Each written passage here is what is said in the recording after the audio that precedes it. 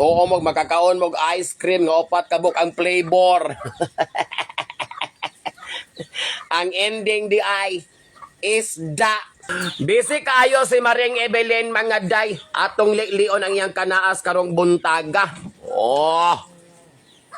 Yan na pong gikuha na iyang Tupperware sa iyang ice cream nga adunay flavor nga vanilla, strawberry og ube. Pati ang choco pero ang sulod isda dayto. Muna aya jud mo pasagad og hiling-hiling ang morino sa among balay day. Lekayeg yun day. Ayaw mo pasagag hiling-hiling sa refrigerator. Kaya basig ma-excited niya mo. Oo mo makakaon mo ice cream nga upat kabuk ang flavor. Ang ending di ay isda. Muni si Maring Evelyn mga day.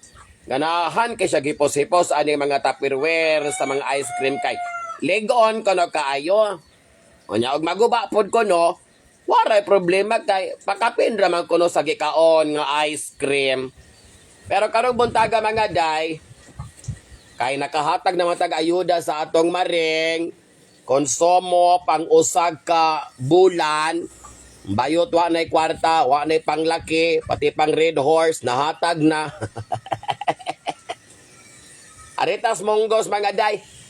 Galata og monggos si Maring Evelyn. Wala pa ni siya isubak, pero tipong kasuha, oy, mura pa tagipalinaan, ani, mura pa tagdaot ng espiritu. Ay, nako. Kasi pagkaloto, magaday, kapag gasigan ng among automatic na dapogan. Maring! Yan si Maring mga dayba. Saon na lang. Kasi isubak ani ring. Piniritong isda, dahil ang gisubak ani mga Maring.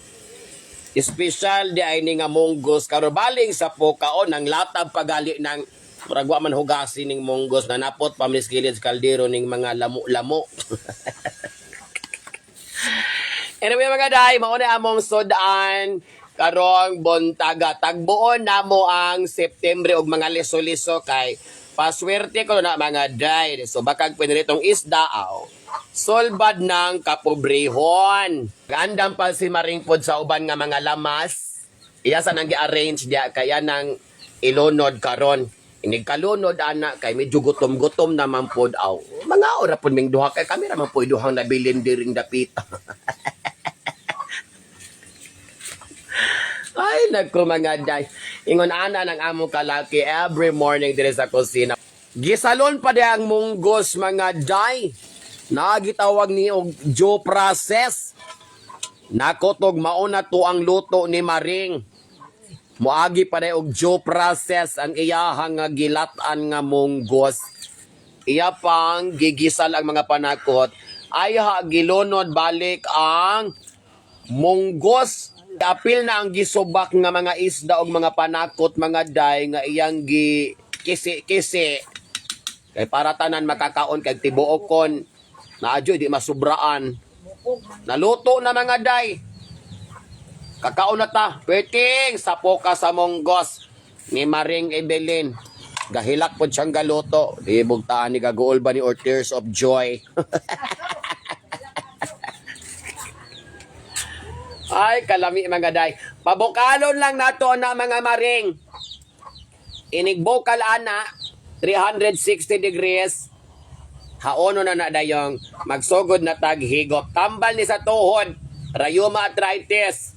Good luck na lang nato ani Maring.